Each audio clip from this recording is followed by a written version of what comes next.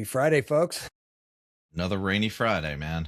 What's up, JB? John Barrows. Yeah, JB for this show. How you doing? It's not man? rainy here. It's freezing here. Where you at, JB? I'm in Boston, so it's Yeah. trying to thaw out here a little bit. You know, I just found out today that Baltimore, after getting some ridiculous amount of snow, it's been iced over and been hanging around for way too long. Now we're supposed to get another snowstorm on Sunday. 2 to 4 inches or something. Right, which hopefully is nothing, but here in Baltimore, that kind of is like, we need this rain to like wipe out all the first shit before we get to the second shit. Yeah. What's hysterical is like, so being from Boston, I grew up, right? And, and I had a 66 Mustang all the way through high school, right? And I went, God damn it. 289 engine, back rear, and I went down to school at University of Maryland. And so the first year I went down there, I drove my Mustang, right? And it's winter. And all of a sudden it was like, it snowed like a couple inches or something like that. So I'm just buzzing around in my little, like just, fishtailing a little bit here or there. Whatever. And I'm noticing like all these SUVs pulled over on the side of the road and like people like literally pulled over. And I went back to campus. I was like, it's like almost like the apocalypse out there. Like people are pulled over under overpasses. I'm like, what's going on? They're like, oh, people, when it snows here more than like, a half an inch, people freak out. And I'm like, are you kidding me right now? God, like you don't understand. I guarantee you there's nothing on the shelves in the grocery stores right now. No, like, I mean, God They're forbid. Like, when is it? Monday? I better go now. Right. And it's just so funny because, somewhere here in Maryland, there's like somebody with like a garage full of toilet paper and baked beans that keeps getting more. I've always wondered, like, how much, like, do you have IBS or something? Yeah, like, right. I'm just going to sit around and make chili all weekend. How much toilet paper are you going to need, man? like, Jesus. So, no, it's funny when watching. I mean, and it's like the news can't help themselves. Like they feed this cahoots. I think they're combined with them. Like when the sales are down for the grocery stores, they're like, we need to just create panic so everybody buys. We need a weather event, people. Yeah. Like God, the number of emails I got from the schools too. My kids, they started doing everything on the laptop, and now they're like they're going to send them home with the laptops, and I'm like, we did that for a couple of years. We're good at that. We're okay. Yeah. You don't have to. We got it. I distinctly remember in COVID being like, we have figured out some of the hardest problems with this whole remote thing. Because in the Northeast, snow days are a real thing, right? Like that's a situation, right? And nobody wants to go to school till fucking July. Let's be clear, right? Like COVID was a miracle for this. Like, look, we worked out all the kinks, we got it. But I remember saying to my wife, we're just that dumb as a species. We're going to fuck this all up and we'll still have snow days and it'll still be a mess. And sure as shit, here we are. Like, it has gotten no better. None whatsoever. We now in Maryland have this thing called async days. Like, I think they can do it, but it's still a last resort. So it's just so ridiculous. Right? Anyway, what if we only ruled the world, right, JB? Yeah. We're not here to talk about weather for an hour. No, we're not. So JB, actually, this is a kind of like a good entree a little bit, right? When we talk about gave you no here, prep. We gave you no prep. Talk about whatever. I'm a wide open book. We talk about health here a lot, right? Obviously, but like what we didn't anticipate is like the world of health is really kind of whatever you want to call it, right? Because what isn't health? As long as it's making me go forward and not dead, then it technically falls under the auspices of health. Yeah. And you're in sales, right? Like that we don't necessarily treat that as a health situation. But one thing that drew me to you was selling without losing your soul. And I think that part is absolutely a health related thing because, like, listen, let's throw all the salespeople are douchebags, salespeople this, salespeople. I mean, you've heard all of them. Well, the pushiness of it, I think, is what turns a lot of people off. And as a practitioner in an alternative field, my field sucks at it. Yeah. Right. Just hands down, they're horrible at it. And they don't like it because it has all those negative connotations, right? It's not, let me tell you what I can do for you. It's, I need you to give me money. Right. And then and to unpack that last bit before we hand the mic over to you, JB, is that we need to pay our bills, right? We got to eat. We've got kids. We've got mortgages. It's a whole thing. So sales is an inextricable thing But especially in the health world, it's like, oh, here's this red light thing. And it's red because we put paint over the LED. It's not an actual red light, but we're going to sell it to you because it's going to make your skin better. And drink this tincture and do this thing. 30 grand for an ayahuasca retreat in Ecuador. You know, you're like, I just saw somebody died of ibogaine. Yeah, you know, they were like this neo shaman stuff, and they show the photo of the white woman. Yeah. You know, and so this is what I'm saying. Like, it's all part of the... It's all part of the cake at this point, right? So like, if there is a way, if you're sitting here telling me there's a way to do this shit like ethically above board and like actually check the box without being an asshole, then I'm all ears. Yeah, we're here to listen to it. Yeah, man, I've been trying to fight this fight for a long time here because I think the perception of sales is vastly different than the reality of sales in a lot of ways. And it's just like anything, like the bad actors really dictate the perception, right? I mean, most people's perception of sales is based on the movies, you know, Glengarry Glen Ross, Wolf of Wall Street, Boiler Room, all that crap, where they were just trying to screw people over for money and their commissions. And I always say that, you know, sales is, if you're trying to convince anybody in sales, you're doing it wrong. You know, to me, sales is about helping people solve problems or achieve goals, period. That's it. And if you're in it for just the money, then fuck you. Excuse me. But literally, like I tell people, like I think the number one thing you need to be successful in sales, and when I say sales, this umbrella of sales, right? Because sales is, somebody told me this early in my career, it's a transfer of enthusiasm. That if you believe in what you're selling, right? Like then it's about finding people and transferring that. That's why I can take the most introverted engineer on the planet who swears upside down and sideways that they're not in sales. And I said, no, you are. And they're like, no way, gross. Okay, cool. Let's take the perception out of the equation. Talk to me about the last time you fixed something or were in code and you found a bug or you created something, right? Mm-hmm. And you watch them light up like a Christmas tree and they're like, oh, well, the other day I was doing this and da-da-da. And it's like, cool, man. Like if I needed that, I would want it from you. And I would buy it from you. Yeah, right? You're the dude I'm buying this for. You're the dude I'm buying it from. But so that's why I believe that the number one thing you have to be successful in sales is a belief in what you do. And that belief, like if you genuinely believe that what you're doing helps somebody else, right? And helps them, not everybody, but the right person with the right thing and makes a true difference for their lives, right? Mm-hmm. Then sales is about that transfer of enthusiasm. Now, the struggle I have with it is that I think a lot of people have convinced themselves that they believe in what they're selling. So let's take the stock shit, you know, with Glengarry Glen Ross or those, not, that was more timeshare stuff, but let's take Wolf of Wall Street, right? I'm betting there were some people in that group who were selling that shit that genuinely believed that if they got that person to give them the money for those penny stocks, that they would make a true difference for their life and they would be millionaires and whatever it is. I think they might have convinced themselves of that, which allowed them to the means to justify the ends. You know, like I'm going to convince this dude, even though he probably, you know, doesn't have the money right now, but I know if he just gives me that cash, then he's going to be a millionaire when this stock pops, right? I'm sure there's plenty of people who have just convince themselves that what they are doing, they do believe in and does make a difference. So there's a fine line there of kind of, you know, what does actually make a positive impact for people and then what you think makes a positive impact for people at the end of the day. And so, as long as you believe in what you're selling and it hopefully in my lens makes a positive impact for the right person, then man, sales is the greatest profession in the world.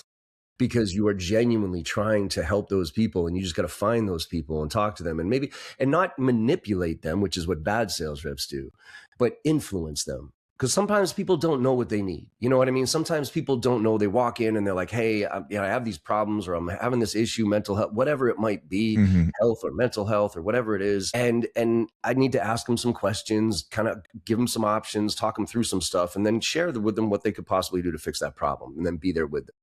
Now, the charlatans out there who are just like selling some red light thing, put a green light, you know, that type on it. Like, I don't know what to say about that because we've all been duped before. There's all scammers everywhere. But unfortunately, that goes under the umbrella of sales. Sure. When a lot of it's just fucking shitty marketing. You know what I mean? Scammers. Right. Like, that isn't sales to me. Like, I live in the B2B world of sales, which is a lot less transactional.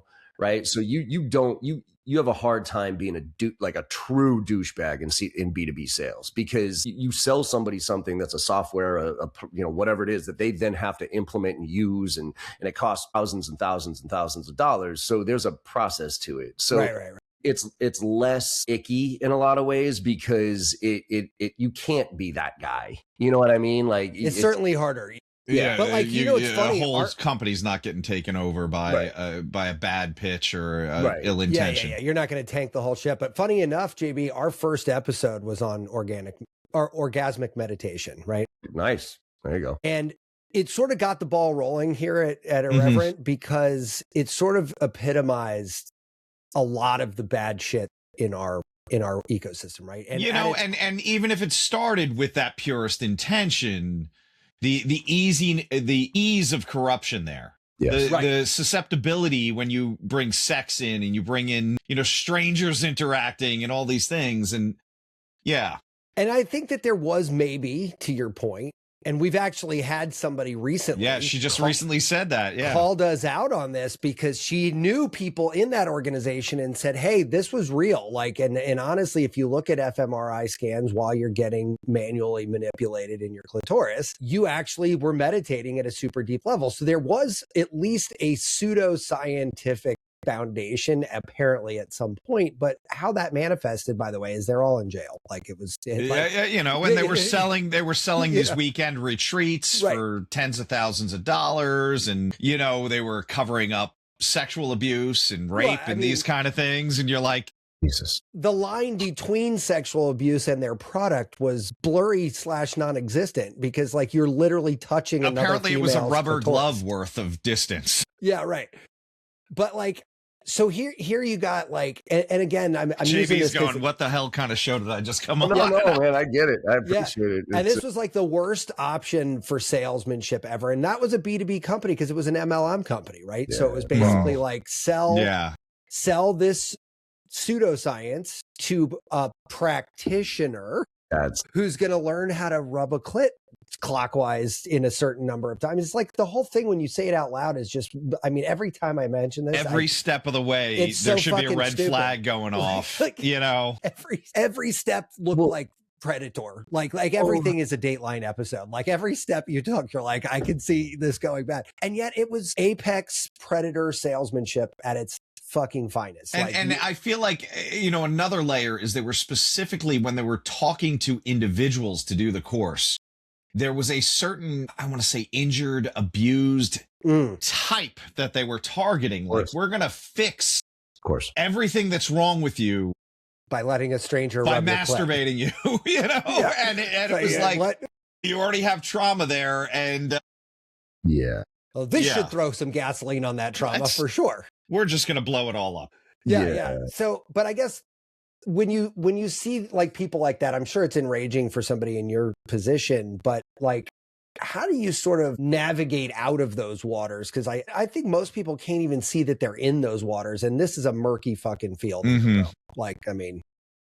Yeah, I think that's the challenge, right? We are as a species, we are very easily manipulated, like very easily manipulated. So if you have that gift for gab, if you have the process, I mean, I'll even put myself in the position of like timeshares. So let's flip the script, right? I wrote a blog post a little while ago called 11 Lessons Learned from Getting Drunk in Vegas and Accidentally Buying a Timeshare.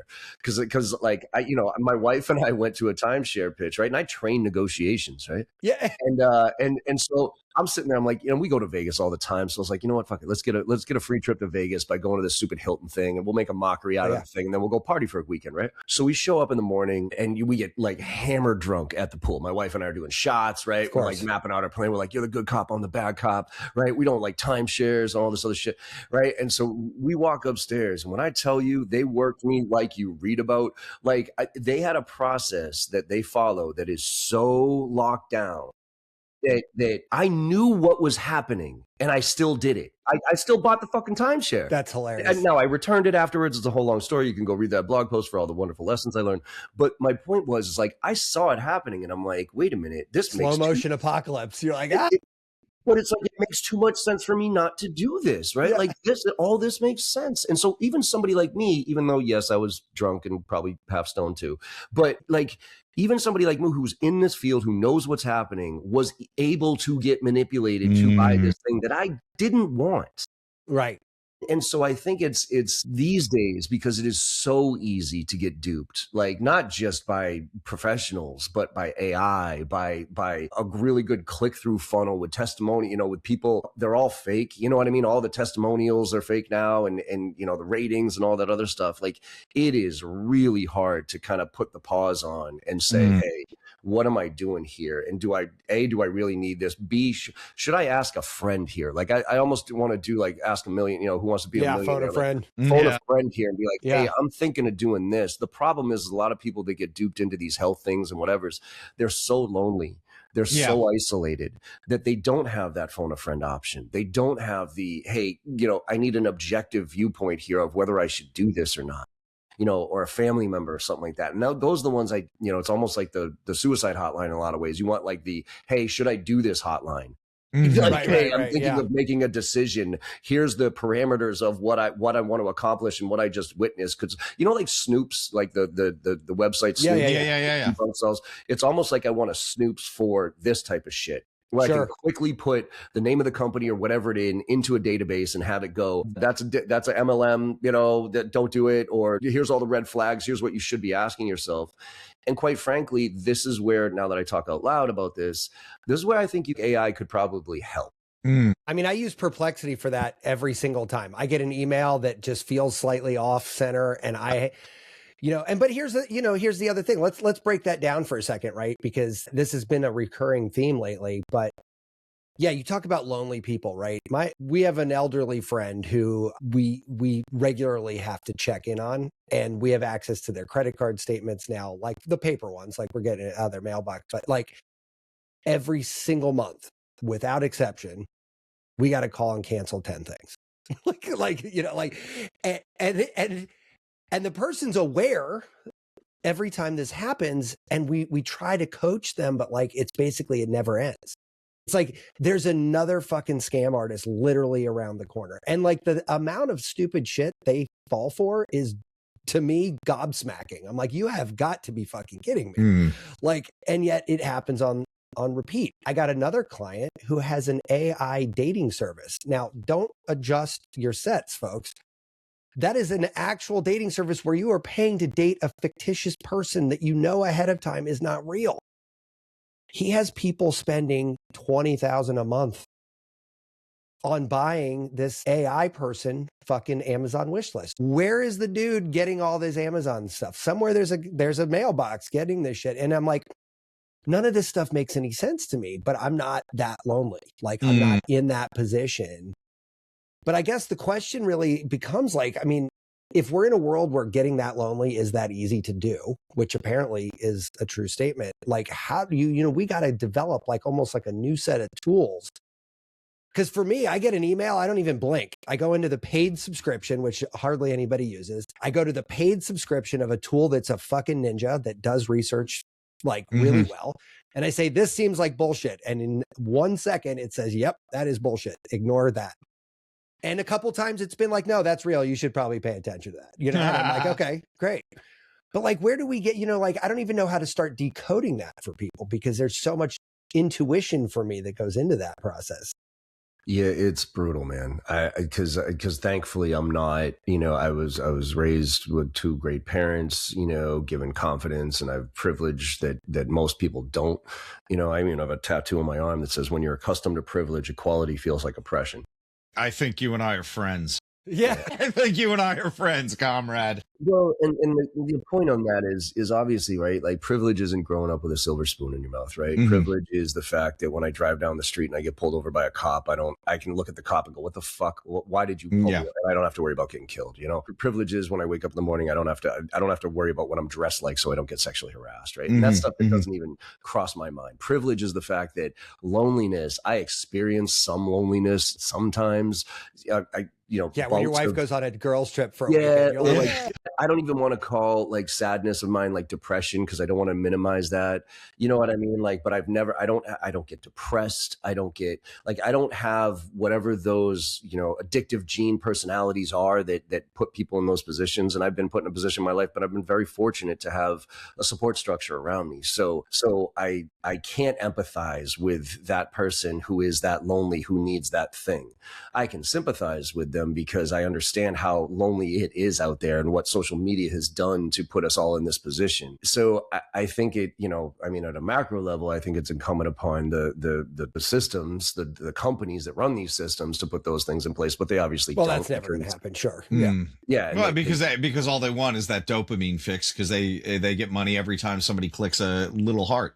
Exactly. And so, I've lost any confidence at all in our government or in these huge organizations to put any regulations on this shit whatsoever. So I do think it comes back to community. I do think it comes back to what you were saying there, Matt, is just checking on people. You know what I mean? Like, we've lost the check on your neighbor every once in a while. Right. You know what I mean? Text your friend just to say hi, I do this at the end of all my podcasts. I always say, hey, go out there and make somebody smile today. Because no matter how bad your day's going or how bad you make, you think it went, if you make somebody smile, you had a good day. And really, ultimately, that is, text somebody you haven't heard from in a while and just be like, hey man, how you been? You know what I mean? Like, we all get so locked into our day to day of what we're doing and how, all the shit that's going on, that we rarely pick our head up. And you never know when that text message, that smile to somebody on the street is going to make a real difference in somebody's life. I have my daughter and I have this, like, back a few years ago, she was about 6 years old. She's 15 now. But my wife and I, when, and this is the elections, we were getting all pissed off at what was happening on the,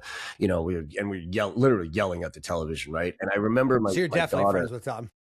Yeah. My daughter, I recognized, like, she started getting angry about stuff, and she was starting to like yell at her dolls and like for no reason. Right. And I was like, oh, shit. I'm like, God damn it. She's mirroring what I'm doing. Right. And so I shut off the TV and I said, sweetheart, like, my bad. Like, daddy should not be yelling at that TV. The reason is because daddy cannot control anything that's happening on that television right now. So let's talk about what we can control.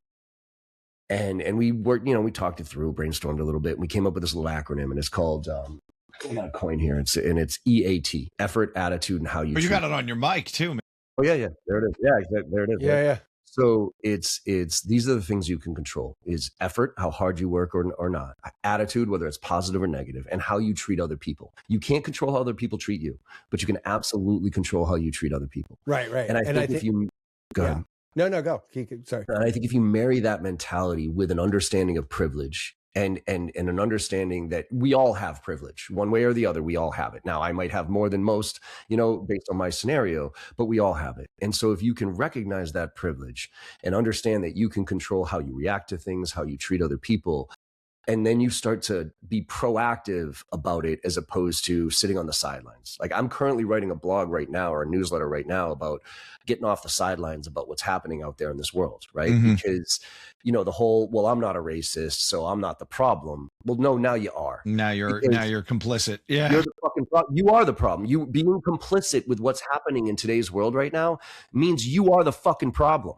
So, because complacency is the problem. Allowing this shit to happen without saying something about it is the problem. Now, how you say something about that or how you leverage your privilege is up to you, right? For me, I'm not a protest guy. I'm not going to go out on the front lines and scream and yell, but I can sure do the, unsubscribing from companies that I don't believe in. I can sure treat my circle and the people around me and try to create positivity and make a positive impact on the ones that I can directly see impact on. And I think that goes back, Matt, to your point of, like, reach out to somebody every once in a while, because I don't know if we can chip away at somebody going down that path and being manipulated to.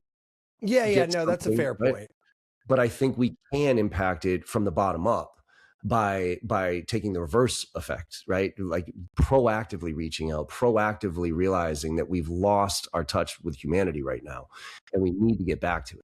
And it was so funny that you say that, because my wife, we had new neighbors move in and they were outside. We moved in, and, you always give people a little space when they're moving in. Shit's chaotic, right? But I saw them outside. She's got a young child, like 2-ish. She's pregnant with another one. So, like, it's all happening at their house, right? Like, yeah.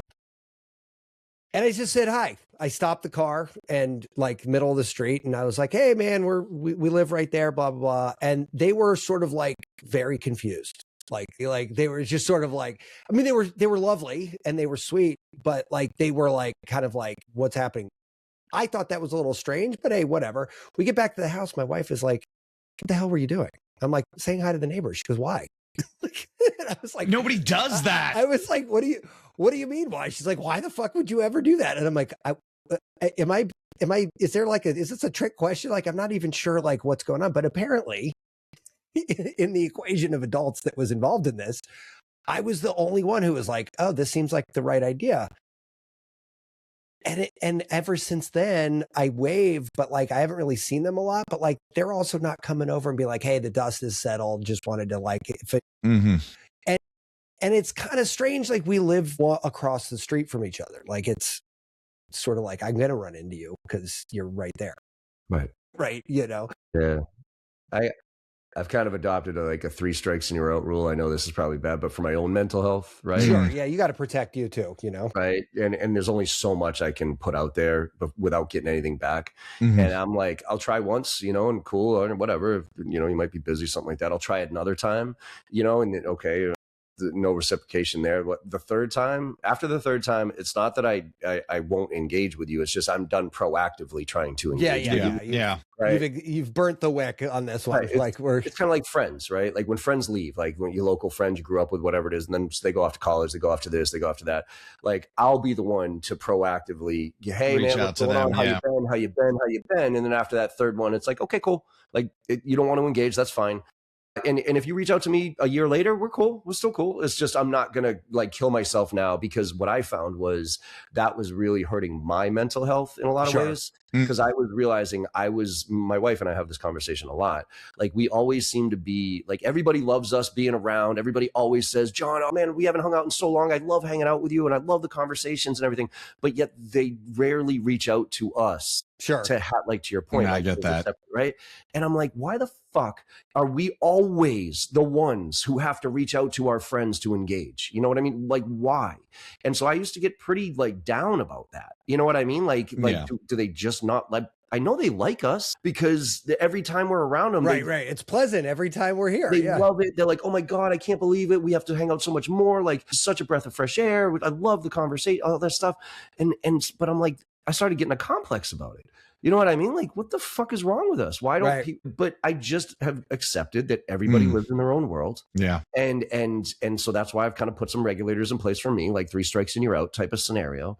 And I've also, even though I haven't read the book, the whole let them theory with Mel Robbins, right? Like the thing with let them kind of was like, all right, well then I'll never talk to some people ever again in my life. But when I realized that it was like, let them, but then let you, which means like if they're not going to do whatever, let them, right? You can't change that. But then you get to decide on like when you want to engage with them, right? So it puts the power back in your, because at first when I was just like let them, I'm like, you shitting me? Like I wouldn't talk to 98% of the people that I talk to. Like let them, right? I'd literally to not be in touch with anybody. Yeah, right. And so then when I heard and again, I haven't read the book, so I'm totally paraphrasing on a lot of this stuff. Do you have any books I haven't read that I? They got apps that'll bang it out in 15 minutes for you. Yeah, right. So, but the let me was that's the empowering piece of this. You know what? Sure. Like even though that friend never reaches out to me. I have a friend out in California, right? One of my best friends. We did a cross country trip before. I absolutely love him to death. Every time we talk, I just am enriched with the conversation. He's just terrible, absolutely terrible at staying in touch. So I could let him and never talk to him again. But I want to talk to him. Right. But then you lose out on that relationship. But then I lose out on what enriches me. And he is somebody who enriches me. And I've accepted that he is one of those people that just does not proactively reach out to anybody that's not in his direct, view, if you will. And so I think that is really, again, going back to where we are right now with this stuff. It is, I think we have to let them and let you, so that, but you, I think if you are somebody who isn't in that dark place, who isn't in that loneliness, that is grasping for all these straws that hit your inbox and, you know, promise you all the world. If you are somebody who is relatively stable in that way, I think you have a privilege that a lot of people don't. And I think it's, if you could think of the 5 people in your life that might not have that privilege, you know, it might be worth sending a text message to them today and just being like, hey man, I just want to say hi, see how you're doing, and see where their head's at. I did that one time just as a small piece of, like, I put a buddy of mine who had, you know, he's actually was my landscaper. I grew up with him. He's a landscaper, took care of my house and stuff. And I hadn't heard from him in a while. And so I just pinged him. I was like, hey man, how you been? I haven't heard from you in a bit. And he hits me back and he goes, why'd you ask me that? Like, I don't know, man. I just haven't heard from you. Yeah, I just thought of you today and just thought I'd say hi. Yeah. And you know, whether the universe or whatever, you know, made me do it at that point, he calls me up and, you know, and his wife was, you know, had left him and all these other things had happened. And I was like, and he was like, you could hear it in his voice that he was on the fucking edge. Yeah, right. And he was going to a job. And I'm like, dude, get to my house right the fuck now. And he's like, no, dude, I got to do this. I go, no. I'm going to drive to wherever you are, and I'm going to put you in my fucking car and take you to my fucking house right now. And he's just like, really? I go, get to my house. And he stayed at my house for 1.5 years. Wow. Because he was in that bad a shape. And I was you're a good friend to have, man. Yeah, right. Yeah, you are a good friend to have. But like, you know, you hit on something that's so fundamental, right? Like, I mean, you know, all these definitions of privilege that you've thrown out there, I think these are really great ways of saying it. And I appreciate the clarity that you brought to that. I think my privilege is that I have the cognitive wherewithal to put these systems in place that make my life intentionally better, not happenstantially better. And the rigor around that is, in my view, the biggest privilege that I have in my entire life, because I know enough to keep that in. And to how this dovetails with your thing is, Fridays, like, we're just Fridays normally. In fact, for a long time, Fridays was my best day of the week. Clients didn't want anything new. I make websites. So like, no one's putting new websites together on a Friday, right? Like, it was, so I was like fucking around. There was a lot of like afternoon bong smoking, right? Like, I mean, it was like, hey, fucking, like, this is great. Fridays are awesome. And it was a recharge day, or so I told myself. Then I said, you know what? I'm losing touch with more and more people every year. Like, because no one's talking to anyone. So I made Fridays my reach out to somebody that I haven't talked to in a while. And I still do that. But like, then I was like, you know what? Fridays are fucking really energizing. So now we do 2 shows on Friday because of that same momentum that you're building. So now not only do I get to like enrich my brain, have conversations with people like yourself and, you know, like, and air these things out, but I'm still going to call somebody I haven't talked to today. Like, so like Fridays, it went from like, let's sit around and rip a couple bong hits and fuck around to like, no, I'm on fire mentally all day. But again, that's a super privilege that I can work that into my world, work it into my work, you know. So anyway, I just wanted to kind of tip my hat to you there. That was like a really good way of putting it. Oh, I appreciate it, man. And I think it comes down to intentionality. You know what I mean? Like, we live in a reactive world where we just tend to react to everything, right? It's like, okay, yep, okay, I got to get squirrel, I got shiny object. Okay, cool. Right. And then when we have that chance to just do fucking nothing, I do want to just rip that bong and not have to fucking think of a damn thing. And, you know, all the pressures of the week that I had to deal with, I just want to melt away.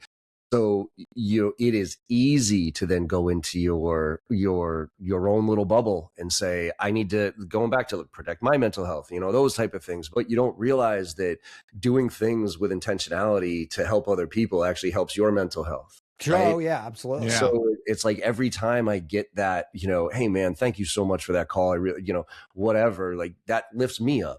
And I had the same experience because I call Fridays my days, where I block them off, where, you know, usually I have my calendar link. You can book a time on my calendar anytime you want, right? Except for Fridays. Fridays are the one day that I do not let anybody book time on my calendar. I can choose to let you book time on my calendar, but you can't proactively do it. And that to me has given me this reprieve of, okay, now this is my day of getting my shit done and whatever. But it was a very selfish day. I call it my day. Yeah, right? Sure. And so that's my day of getting my mental like shit taken care of, so I can go into the weekend, be with my family, be with my daughter, be with my wife, you know, and be very present in those moments, but also have time to reflect and see the privilege that I have and understand that I can do that. And I don't work a 9-to-5 job, those type of things. And the more I've done that, the more I've realized how healthy that is for me, but then started to carve out, like you have, areas where I'm proactively reaching out to people I haven't talked to in a long time, right? To share some of that privilege with them if they're open to it, to just say hi, and the other, like to your neighbor example, it's amazing. I'll call somebody out of nowhere and just say, hey man, what's up? And they're like, hey, what's up? What's going on? Right. Like there's got to be a problem that you're calling me. Like there's something wrong, right? And I'm like, oh man, I just want to catch up. I haven't talked to you in a while. And they're like, oh yeah, you sure? I'm like, yeah, you got some time here, man. But it's like even that, like how sad is that, right? It is tragic, isn't it? When did that happen? What's wrong? It's like nothing's wrong, man. I haven't talked to you in a while.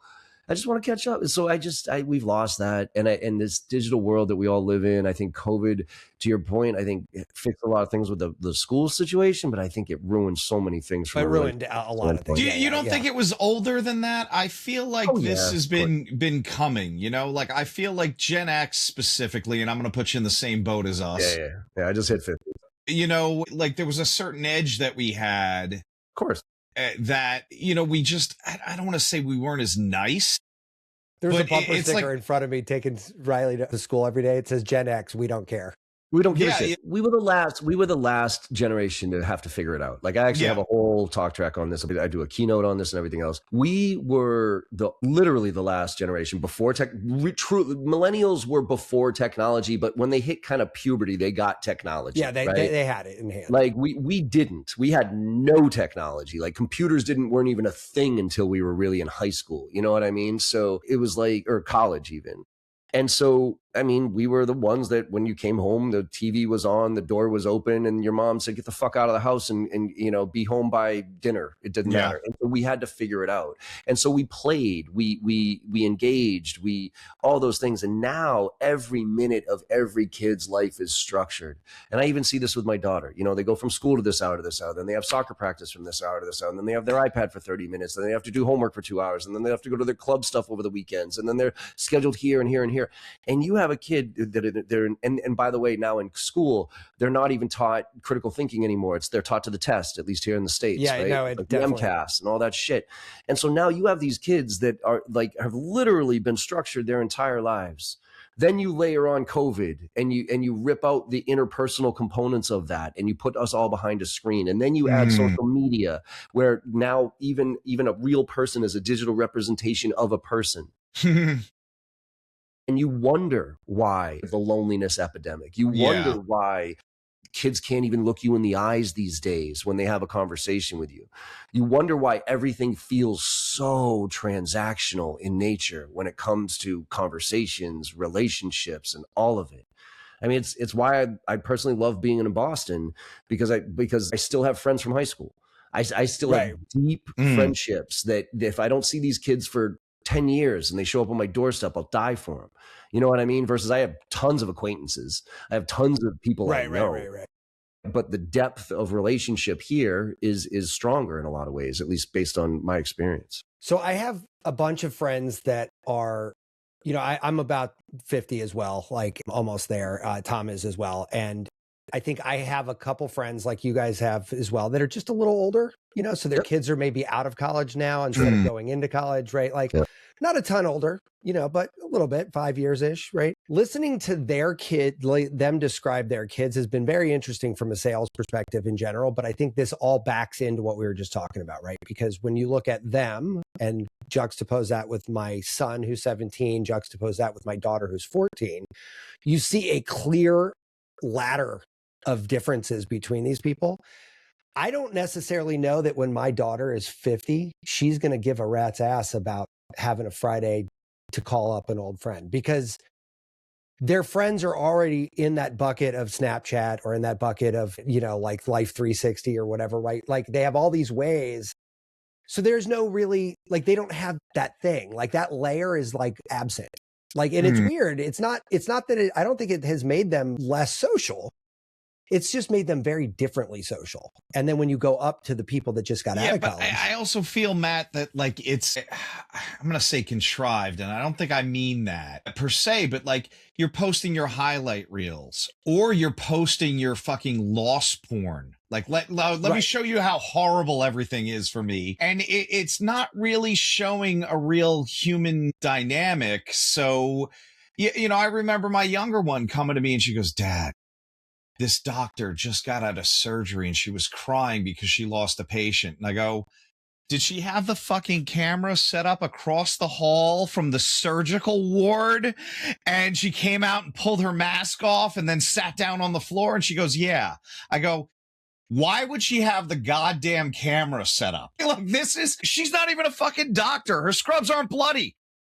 Right. Yeah. Yeah. What are you talking about? This is bullshit. So like they're looking for something. They're looking for an emotional response, whether that's positive or negative, that is completely fabricated. But like, that's where I'm going with that. Like, how do you change that? How do you talk to somebody and educate or to use JB's? That's why you look like a nut job saying hi to your fucking new neighbor. Right. Like, honestly, that's it, right? There is no in-person community. Right. But I guess when you look at the 25-year-old, like, I was actually very surprised to hear that they are militantly opposed to being sold to. Like, like militantly opposed. Yes. Like, well, they can't afford anything, right? They're not going to be able to afford a house. They can't afford college. Well, they can't, you know. I think that's the difference. Well, when they say they're militantly opposed to being sold to, again, I think we have to look at the definition of sales. Correct. And I think if you look at it, yeah, I could easily see if somebody walks into a store and I'm like, hey, how can I help you? That they would literally like, but who hasn't had that gut reaction of fuck you? I mean, how many times, like, we lie to people all the time, right? We walk into one of those massive warehouses of something, whatever it is, and we know what we need. We have no idea where it is. And then the quote unquote salesperson comes up, hey, how can I help you? And you're like, I'm just looking. And I'll wander around this, this for 4 hours. I'll be there for an hour and a half. Right. So when they say militant about that, yeah, we've all been militant about that type of sale, but they all get manipulated online to buy whatever the fucking thing is on Instagram, and that is sales too. Sure. Yeah, that's a good point. So marketing and sales, like, it's all one big umbrella. And when used the right way to influence people for the right things, then it's fantastic. When used the wrong way to manipulate people, when used the right way to influence people for the right things, right, great. When used the wrong way to manipulate people, it's a douchey thing. And so I think that's why I think authenticity is going to come through screaming loud here moving forward. People are not going to know who to trust. And so if you are genuinely authentic, if you have a brand, if you have a voice out there that you've used to build that trust, then you should use it. And that's why, like, for me, like with sponsors and all that other stuff, like, I only work with sponsors who I use the product, vetted their management team. I know who they invest in, you know, that type of stuff. And they align with my values. So I'm not just saying, oh, use this product because, you know, use this product because I'm getting paid for it. It's use this product because I'm using this product and fucking works. Right, yeah. You know what I mean? And so I think that level of transparency, it's the same thing with AI right now. Here's an example. And I bet you guys are on the same page with me. If I know something's AI, like, if I know something's been generated by AI, whether it's a video or a text or a blog, I'm actually kind of interested. I'm like, oh, look at this shit. Like, wow, look what it can do. Or look at that information. That's really valuable, right? But if a human, or if it pretends to be human in any way, shape, or form, and I catch a whiff that it's AI, I discredit all of it. I literally, that's the LinkedIn posts for me, right? Like, there you go. Look, man, why'd you make so many these short little, like, self-grandiose it's not about this, it's this. Yes. You know, you're like, no one talks like that, dude. No one. Just tell chat not to do that. And I think that's the key, though. I think that's the key is it's almost like, you know, you got the blue check mark on Instagram or whatever, unfortunately, now that you have to pay for. So it doesn't really matter anything, but it's almost like I want like this AI check mark where you could either have a fully AI generated check mark, assisted by AI generated check mark, or human check mark. So everything that I see, I can say there's a pre-filter on it. And so I'm now, okay, cool. This is human generated. Great. Okay. This is AI generated. Fine. Because I don't know. Like, here's an example. Did you guys watch the Super Bowl? Did you watch all the commercials? Yeah. I cut the goddamn cord the day before. And I was like, wait a minute, I'm not paying for Peacock. Oh, God. Yeah. Well, if you watched it, like for most people that watch the commercials, right? I sat there with some of my friends who are contractors and all that, not deep into the AI as I am, right? Mm-hmm. And I watched, and I'm gonna say 75 to 80% of the videos of the commercials on the Super Bowl were AI. 75% guaranteed. Maybe a couple were AI, like the Dunks one, like that was AI kind of. That was like CGI assisted, yeah, right? Right. Maybe those were the actors, but Ben Affleck does not look that young, right? No, so Ted Danson does not look that young. does not look like that young. Yeah. So there was some assisted, but there were some that were straight up AI, like the Budweiser. That Coinbase commercial was the worst commercial I've ever seen in my entire life, bar none. And I'm sitting there and I'm calling it out. Kind of sucks too.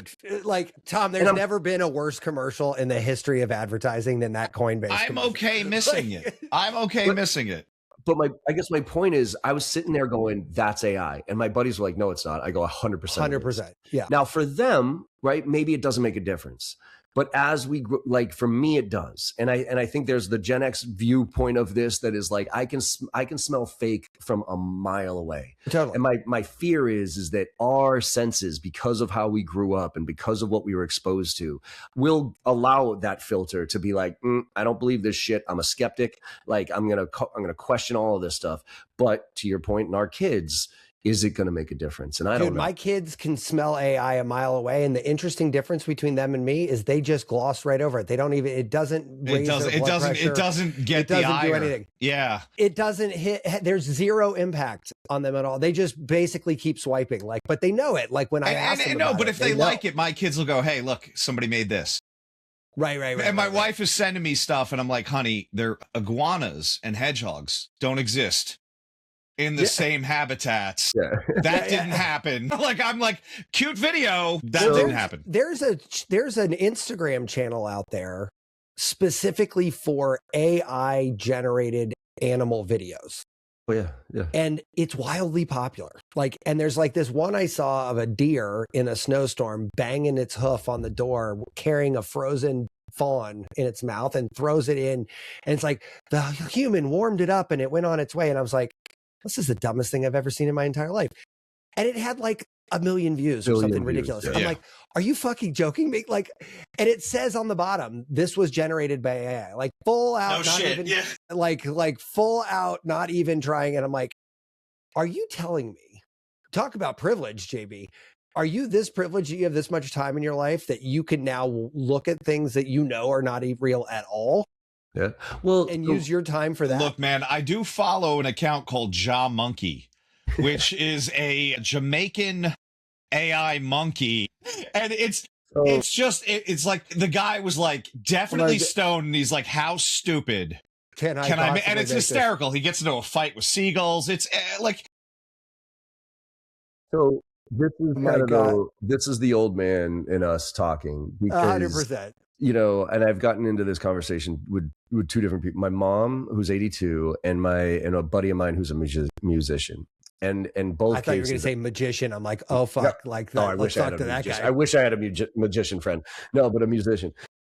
No, but my mom, you know, she lives with my nephew and my sister out in California, and you know, my nephew's got a year left on college.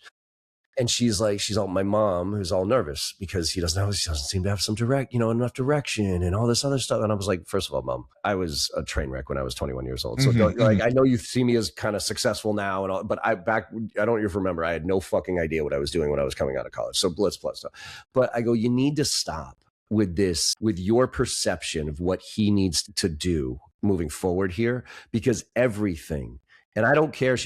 Every generation has their. No, Mom. Social media and AI have fundamentally shifted human behavior. They have fundamentally shifted. Right. We don't have a template for this. Like there's no template for this. I go, so the whole idea of the kid going to a good college, getting out, getting a good job, getting promoted to be a manager, finding a significant other to get married to, buying a house, having a kid, like, please, you have to stop putting that on them. It is not fair. The likelihood of any of our kids owning a house, literally owning a house, is so small moving forward.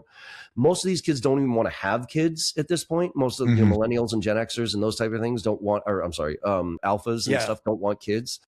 And it's the same thing with my buddy with music, because all this AI music's coming out, and he was lamenting about like, oh man, like my daughter's never gonna know, what real music is. I go, with all due respect, that's your definition of what real music is. What she is listening to now is her definition of real music. And in 30 years, she's going to be having this conversation that you and I are having about whatever the fuck those kids are doing, or whatever the robots are doing.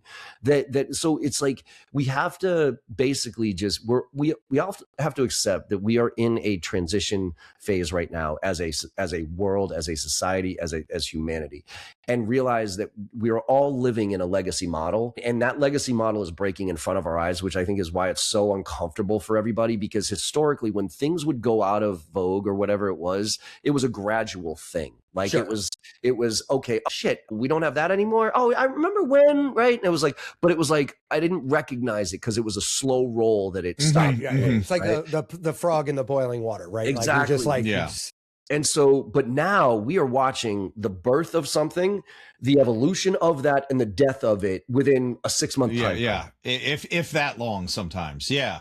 And that's why I think everybody's so uncomfortable, because it's like, what the fuck? Like, why this is moving so fast? So that's why we are all grasping to the past to say, but. And I think that's only going to last for so long, because if we don't accept the fact that we are in this new fucking world and we have to adapt to this new world and give these kids the tools to adapt to this new world, as far as, values and confidence, and like, we can't, IQ is over, period. IQ is straight up over. EQ is everything.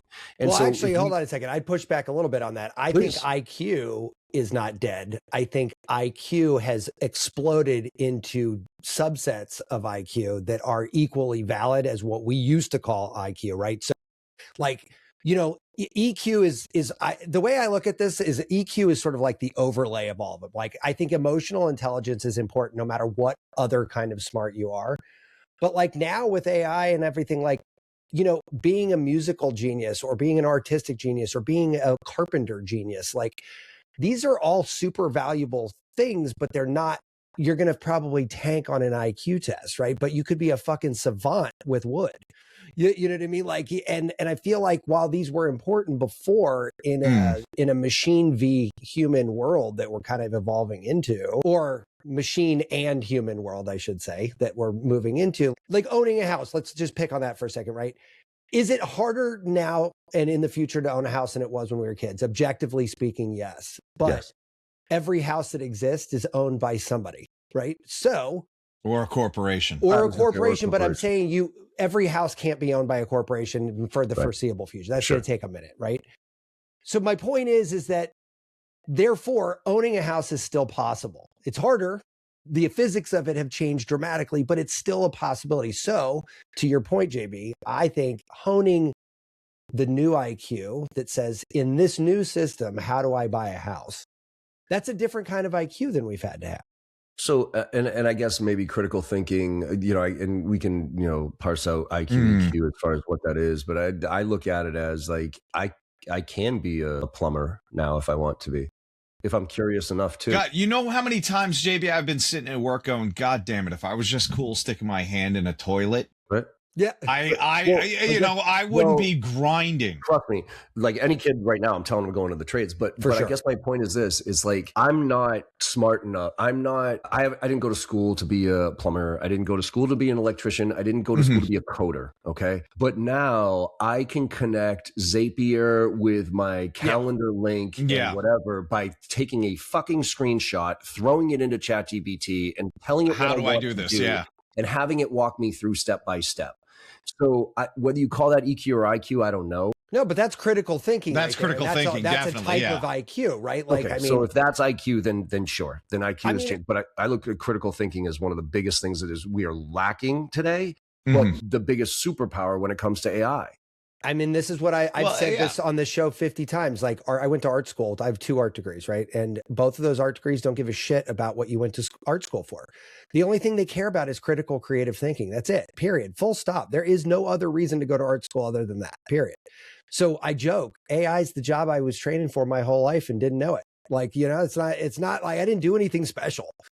I just happened to be good at this thing that AI is much better if you're a good creative thinker. But yeah, you know, like Matt and I think we said this the other day, and we've talked about this before. It's being able to use that AI as a tool is where, like, if somebody is using it as a fancy Google, like what's the fucking point?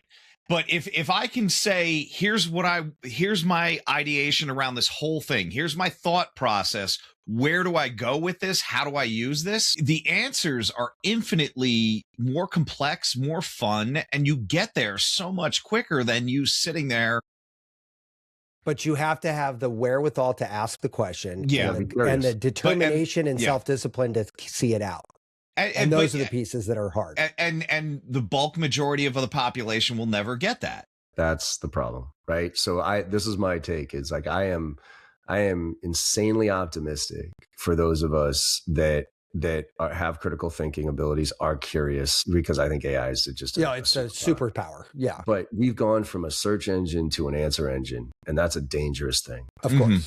Because we can all argue that Google kind of told us whatever it felt like telling us, whatever, but at least it was a perception of choice, right? We had to kind of look through a few articles, the read illusion something, heaven forbid, yes. right? But now it's an answer engine, and it'll just give you the answer, and which inherently can't be true, because 30% of what it pulls from is Reddit, and 30% it loves Reddit, man. Like, it loves fucking made a deal with Reddit. You know what I mean? Like, it's well, they all did. Didn't all of the AI engines kind of go that way? Yeah.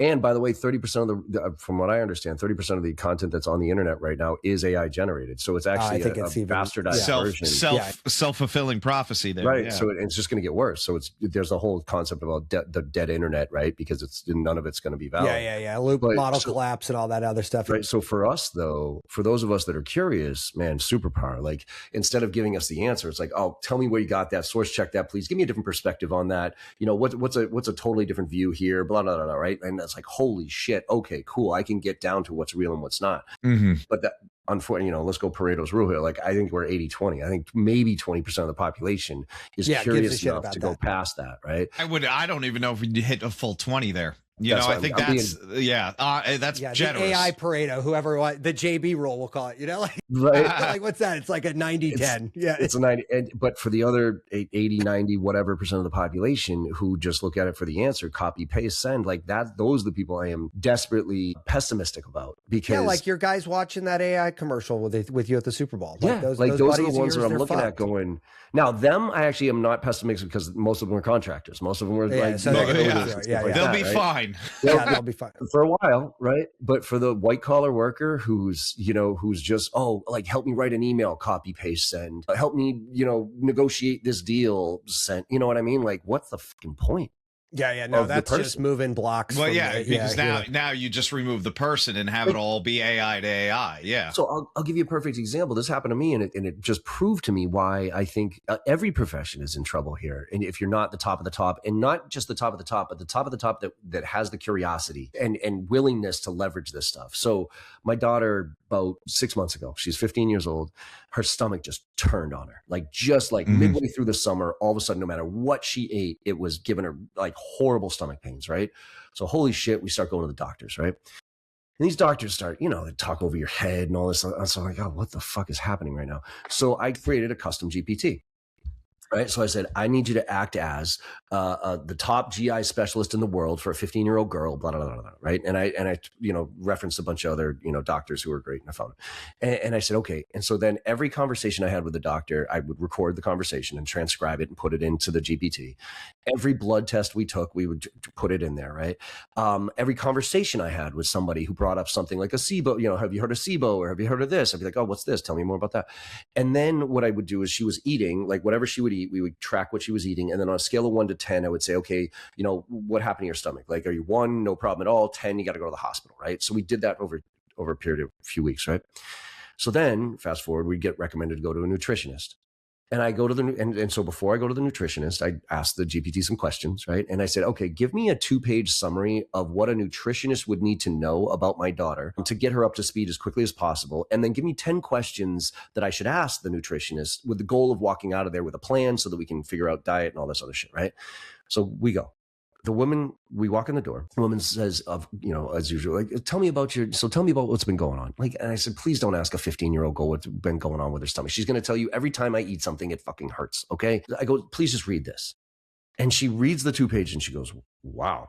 She's like, this is fantastic. I go, I know. I go, now I have some questions here for you. And I started asking her these questions and she talked in circles for like 30, 45 minutes. And I didn't want to be rude in front of my daughter. And so I said, look, at around 40 minutes in, I go, I'm sorry, I got to interrupt here. I'm actually more confused now than I was was walking in here. I'm like, my goal, I don't trust AI. I don't believe it, but my goal was to use it to learn enough to come to an expert like you who's been in this field forever to help us walk through and create this plan. So are we going to get to the plan? And she was like, well, and she kept talking in circles. And I did the whole like, hard stop here. Sorry, got to go. I looked at my insurance bill. It cost me about $500 to have that meeting. It took 4 weeks to schedule, and that was because I pushed it. And it took 3 hours out of my schedule and my daughter's schedule. And I walked out of there more confused than I were walking in. Now, that woman in my world at this point is irrelevant, okay? Because from that standpoint. Now, flip side, go to a GI specialist. I go to a GI specialist, and I did the same thing. Print me out 2 pages that a GI specialist, we need to know 10 questions, blah. This guy gave me confidence. Unfortunately, false confidence, because he was like, oh, this is great. I totally understand where you're going here. Like, yep, but we're going to do this, and this was a 6-week plan. We're going to do these non-invasive tests first and then go from there. It's like, awesome. Finally, somebody. But in that meeting, I go, well, there's something in here that I heard about SIBO, like SIBO. It seems to have all the symptoms that my daughter is having. Should we test for that? No. We're going to do this first, then this, then this, and this, and this. And I was like, okay. Follow doctor's orders, right? We take a lactose test through the roof. Like 20 apparently is normal, 60 is through the, like, you're fucked. She was 142. So I was like, oh, okay, so it's lactose, right? So great. So we rip lactose out of her diet. 3 weeks later, she's still having issues. Not as bad, but still having issues. So we get on the call with the doctor, right, in a Zoom session. And he goes, hey, all right, why don't we start adding lactose to it? And it's like, or lactate, right? Hey. So he's like, just start eating lactate with your meals. I was like, but we ripped lactose out. Why would she need lactate if we don't have lactose? And he was like, well, there's always lactose in everything. I was like, okay, cool. I was like, what about SIBO again? Right. And he goes like, no. And then he goes like this. And then he goes, no, the next test would be an endoscopy. And we're sitting on a Zoom session. Yeah, now we gotta get a kid knocked out, and You watched her anxiety go through the fucking roof on that Zoom call. Like, she just immediately knew exactly what that meant. Yeah, and he even said, he was like, whoa, no, you don't have to. Like, but that will tell us exactly what's going on. I was like, okay. I was like, no, let's do this thing first, right? About a week later, I get back into that GPT and I'm like, hey, what's the test for SIBO? And it's a breath test. Mm-hmm, it's not. Mm-hmm, it's not a right. Zero. It's not invasive. Yeah. So I send him an email. Give her the fucking SIBO test. Yeah. Come to find out, she has SIBO. Do you know what the how many weeks did you burn on this? Do you know what the cure for SIBO is? Antibiotics in a lot of cases. 14-day antibiotic. My daughter sat in writhing pain for 4 months. And I brought it up day one. I'm not saying I'm a doctor. I'm not saying I diagnosed her problem, but I was curious enough to ask the question. And that doctor dismissed me because he was the smart one. And JB, like, so SIBO, even leaky gut, and this sucks. There's a lot of GI specialists that don't believe it's a thing. So here's my thing. It's like that. My thing isn't like, if we bring this back to sales, like, there's a lot of tools out right now that are like automating sales and all this other, and everybody's worried that they're going to replace the sales rep. I'm not worried about that, quite frankly. I'm worried about when the customer, in this case, me, figures out they don't need us. Right. Because now anybody, if you're this much curious, can jump into AI, pick one of your tools and say, hey, tell me what I need to know about this. Should I even be caring about this? What questions should I be asking? That type of stuff. And if you are one of the top, who's like the brainiac, like the smart ones, the real IQ people who can have, like my doctor, he will beat it. He's like super old school. He sits on the board of Harvard Medical and all this other stuff. Like, he went toe to toe with a like a massively complex case, and he beat the AI because the AI didn't like have the context of the human and like all these different things. And he was like, yeah, it came up with a good diagnosis, but because I knew that, years ago they did this and this is what happened here, he's like, I knew it wasn't going to be that, so it had to be this. And I was like, you are the dream come true. Okay. Well, but for now, yeah, he is. You're right. Right. But he also sees the value of AI to get us close to the answer, but needing that human as last mile. And but getting in the zip code is incredibly valuable, right? And how much quicker do you get there is the other thing, right? It's the bullet train, not a fucking horse and buggy. And this is the problem, is that the vast majority of the people out there are process, or like in the jobs that we have created these days are just cogs in a wheel. Imagine how shitty your daughter's life would be if she didn't have you as a dad, like you specifically. Because hey, look, people suffer with that for years and years before diagnosis. Yeah. Yeah. I mean, she, if, you're out in California in a Kaiser Permanente shitty plan and you're at the bottom of or out here in Maryland on a United Healthcare plan, you could be fighting this battle for fucking years. Years. Yeah. And that's what kills me is and to go to going back to optimistic pessimism, like I'm optimistic for us. I'm optimistic for those of us who are like, holy shit, look at what this thing can do. And I doubt it. I question it, and but I'm going to use it, right? 'Cause just to your point, like I tell my daughter all the time, like, yes, social media is using you, but please make sure you use it, right? Yeah. Make sure you use it. But most people are being used by it. JB, as you're saying that, I remember all the old, like all the classic like car chase things where like somebody goes, they go up to a taxi and they go follow that car and the taxi takes off without them. And it feels like a lot of people are using AI like that. Like, I sent it. What now? You got to go with it, man. You got to go with it. But like, listen, I mean, and listen, we could beat this horse all day, but I mean, I think one thing that sort of, I share your optimism, but I think this re-engages the survival of the fittest sort of mentality, because I know Tom hates that like as a general rule, and I don't disagree with him, but I'm like, millions of years of evolution on this principle has gotten us here for better or for worse. And we got real comfortable for a long time being like, look, tech lets us not have to necessarily be the fittest to succeed, right? You could be Stephen Hawking in a wheelchair and still be a world renowned physicist, right? Like, I mean, under the old system, he'd been dead, left in the woods somewhere to be eaten by a bear, right? Like, like that would have been the end of him. And now we don't have that, but like AI kind of brings us back to the table. You want to be successful? Well, you kind of have to have the thirst to do that. Like, yes. And okay, what's the end? So the survival of the fittest, I agree. Yes. When it comes to the micro, the macro though, this is what I'm struggling with is of those, let's use the 80%, 20%, whatever. I don't see how we aren't screaming towards universal income. I don't see how we're screaming toward. We're getting closer and closer to being besties. Like JB. We definitely are. Yeah. You're already on his Christmas card list. We're getting closer.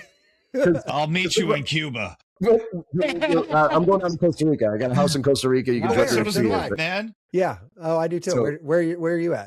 I got a place in Playa Potrero, so it's a little bit north of Tamarindo. I'm in Tamarindo. Oh, you are fantastic. Yeah, so it's funny. Love it, man. So Playa Flamingo, right there, like that little sleepy town, Playa Potrero, right there is where I go running in Flamingo all the time. Love it. Yeah. That to me is that's the challenge, right? Because are we headed towards something like iRobot, or are we headed towards something like WALL-E all the way, bro? WALL-E. But it feels like a coin flip almost every day, right? Space, slurping their and then there's Back to the Future 2 with Biff in his tower and the rest of us eating scrub. Yeah, so that tracks as well, man. Right. I'm loving this Gen X conversations. I feel like we get guests that are like right our age, and it's like, it's got the edge on it. I miss. We're just not calling anybody a poser, don't we? We definitely do. JB, listen, man, I could riff on you all day. Yeah, man, this is a great show. But at a certain point, we do all have to pay the bills. So let's get to the commercial for you. Where do we send people? How do we find you? What are you up to? Yeah, man, I appreciate it. I'm just, like I said, I'm just trying to help elevate like I always say, I live between the world of the give a shit factor and unconscious competence. Like I can't get you to care, right? But once you do, man, I'm gonna give you everything I got to get to that next level. Let's say that one more time. Between the world of the give a shit factor and unconscious competence. Interesting. Right. Well, you just don't need, like, especially in the sales side of the house, like I got tools, tips, techniques, like especially for founders, for people who don't like sales, like who don't like the perception of sales. Like I am very grounded in non-gross sales and doing it for the right reasons. So if you're a business owner, if you're an individual, if you're a rep and you're just trying to figure out sales and how to do it in a non-sleazy way, that's what I'm here for. And, you know, it's not the fastest way to riches, right? Because you can screw people over and make tons of stacks of cash and all that other stuff. I'm not the Grant Cardones of the world. I'm not the Jordan Belforts of the world. Those guys suck. Yeah. But they are multi-billion millionaires compared to me. But I can still, in my opinion, sleep well at night because I know that I'm making a difference for the right people. So, you know, my website's the best place to go find out any information. It's jbarrows.com. So letter J, BARROWS.com. And on there, you'll see like a resources section where there's my blog, my podcast, my newsletter, all that fun stuff. And then there's also, I have on-demand content that anybody can, you know, join on the membership and learn how to sell a little bit better than they have been before. I love it, man. And like I said, I think you proved again, this conversation for me anyway, I don't want to speak for Tom, but man, it reinforces that all of these things are health, right? Like this is all health. Like it, you know, having this shit in focus, it's a part of the world, right? Whether you like it or not, it's a requisite cog in the system, right? And might as well make it, you know, manipulate it. Well, like I said, use it. It's using us whether we like it or not. So we might as well use it. Yeah. Right. Otherwise, unplug and go to Costa Rica and literally get off the grid. Right. Because otherwise, that doesn't sound bad either, man. Although I will tell you, JB, like a couple weeks in Costa Rica, I'm like, get me the fuck out of here. I need a break from Costa Rica. It's like, it's like my mentor. I pitched that before I opened my big clinic here. My mentor said, "I know you. You're gonna love sitting on the beach for like a month." Yeah. Right. And then you're getting arrested. And I don't think he was wrong. So what I'm doing is I'm actually 2 years. My daughter graduates from college or from high school in 2 years. We're going to move down there because we have a house. And what I want to do is grab a boutique hotel with about 10 or 15 bungalows that my wife can run as a bed and breakfast, and then have it be a sales destination. So have people come to us for like we're on the same train, bro. Well, look, man, if you want to make a wellness retreat there, listen, I would love to have that conversation. Yeah, we're all in this. We're all on the same train. Listen, guys. Have a great weekend. Thanks again. And have an awesome day. Later out. Be subversive, irreverent. Health is wealth, but you knew that. Everybody knows that. But so is following us on social media at Irreverent Health. And check out our website for more exclusive content at irreverenthealth.com. Oh, I like this. Thanks for tuning into this episode of Irreverent Health.